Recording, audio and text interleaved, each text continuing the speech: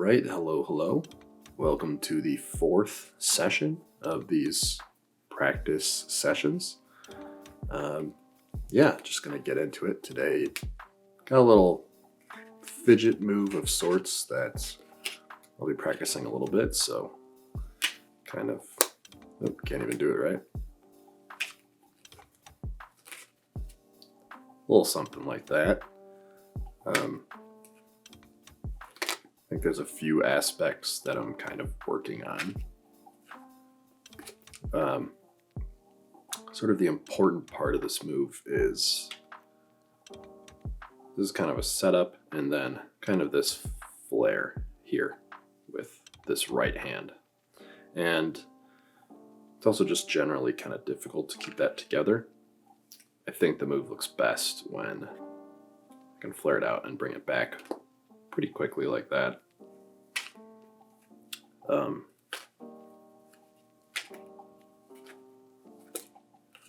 Kind of like that, but that's kind of the issue with it, is that the quicker that I kind of do that movement, the harder it is to kind of keep that together. So thinking about that, thinking about ways that I can improve that. I've also been thinking about what the proper angle for this move might be. I think that can kind of go that's kind of an underrated aspect of moves, I think sometimes, is whether your move is angle sensitive, and if so, what the best angles of that are. Makes a few things easier. For yourself, if you know the right angle, you can generally film it at a good angle for yourself, but more importantly, if there's a right angle or a better angle for that move to be viewed at, if someone else is filming you, you can tell them where they should film that at. So it can also be helpful to have someone else view the move for you and do it at different angles. So kind of when I noticed that this move was better from higher up and at least maybe, well, it's hard to see from the angle of the current camera, but off to the side here, generally just higher up. I found that out from when Don was filming me for that move. And you don't really notice it until you kind of look back at some footage and you go, oh, that move looks way different than I thought it would from a different angle.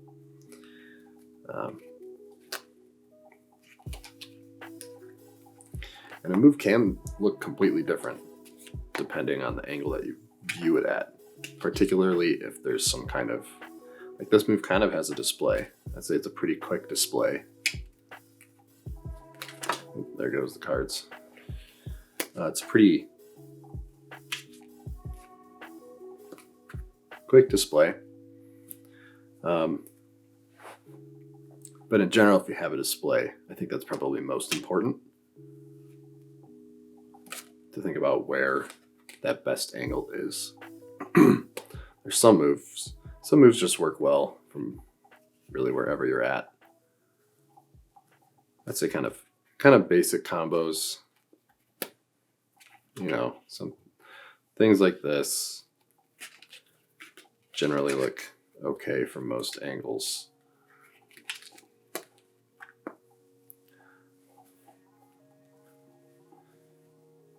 But at least I think it's worth thinking about. It's kind of in the later stages of a move development, because it's hard. You really kind of have to have it somewhat down, where you can at least get a performance at a decent speed. Maybe you don't have all the packets together, but you can at least check out the angle for that. So just a thing to think about. Something I've been thinking about. I think just higher angles really from anywhere for this. Perhaps if that flare comes out at the camera, that can be good. And then another thing that I'm trying to improve sort of here is trying to limit my hand motion as I close things up. So there's that. And just trying to, I don't know if that was great, but kind of have everything, trying to have as much motion with the cards closing, almost like they're closing themselves together. Because this grip is cool. It's not my grip. A lot of other people have used this, but I was inspired to use it in some way. And a cool thing about it is that you're flipping a packet completely over, and you can't even tell which fingers you're moving to do so.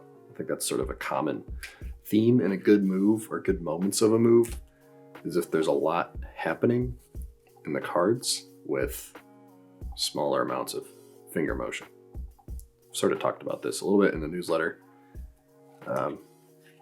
that we do, but it's something you can practice, something you can think about when you're creating your moves. If you find yourself, say I'm doing squeeze. I'm not good at squeeze. Don't judge my squeeze. But say I'm doing squeeze. It's kind of keeping it compact. I can't even do it right now. But if I'm doing squeeze like this, and my hands are flying all over the place.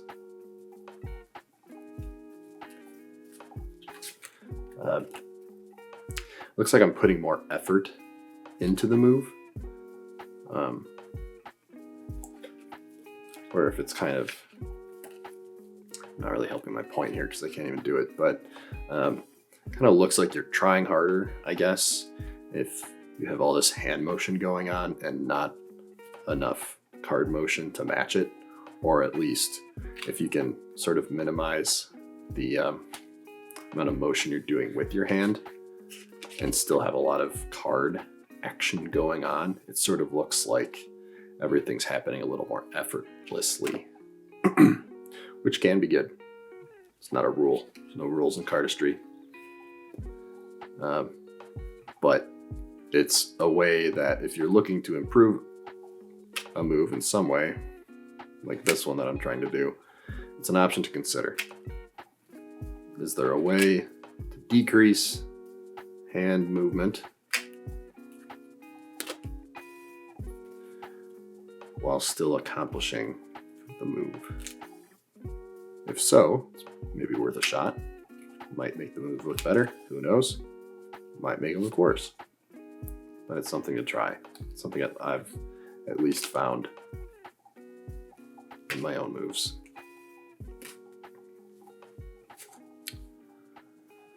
Don't exactly know how to keep this packet more clean. I don't know if this is kind of where I'm at. It's a really basic opener. There's nothing special about that. Just a common, just wrapping that around. So nothing special there. It's not really meant to be anything special, but sort of meant, if I finish a move, and kind of just like pop that out. But I don't know if there's a great way, or if there's a different way that I can hold this. Currently, kind of goes like that. But I think when I extend these fingers together, it kind of fans that out a little bit, like so. So I'm trying to think about how to prevent that. Sometimes packet size can help. If I do a really small packet here, like that's better. It's still not perfect, but so I might just have to go with smaller packet size on top. It also helps with that rollback. Of course, can't have just 2 cards, or else there's no weight really to flip that over. But perhaps a smaller packet there helps.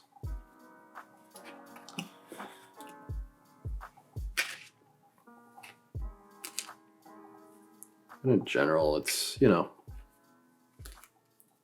trying to keep it comfy. These small fidget moves, just kind of make these. It's not supposed to be some game-changing move, but it's fun to do and it's comfy, and it's kind of. I've realized that I don't actually spend a lot of time trying to make just small, comfy moves. Recently, at least, which is unfortunate because I end up making moves that are difficult and hard to do, not really fun to do, and then I don't even end up putting them out there because I can't do them right. So I was like, you know what? I'll just make some tiny fun things. Still practicing those big moves, just saving them up a little bit.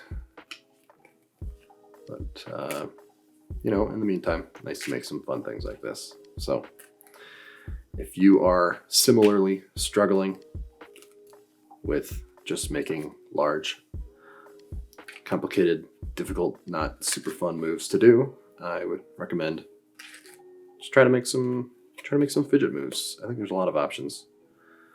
I think it's kind of unexplored. Nikolai does great with those kind of fun, comfy things. So I recommend taking some inspiration from him for that. Making a couple little fidget moves for yourself. It can kind of spur on some creativity if you're in a block as well. Sort of like if you're in writer's block, which say just write something, write anything. So perhaps in the same vein, if you're trying to make a bigger cardistry move, but you can't quite get it down, or you're stuck halfway, maybe just make some little fidget moves. So anyways, might call it for this one. I'll keep that packet smaller along the top. And yeah, keep working on there. They're also just easier to get down. I mean, I can do this move 3 times the amount of time that it takes to do a big move. So that's automatically 3 times more repetitions that you get. It's all about the reps. That's how you get them down. Cool. Alrighty, well that's that. Thanks for watching. If you stuck around all the way, much appreciated. Let us know. And we'll keep putting them out there. So take care, guys.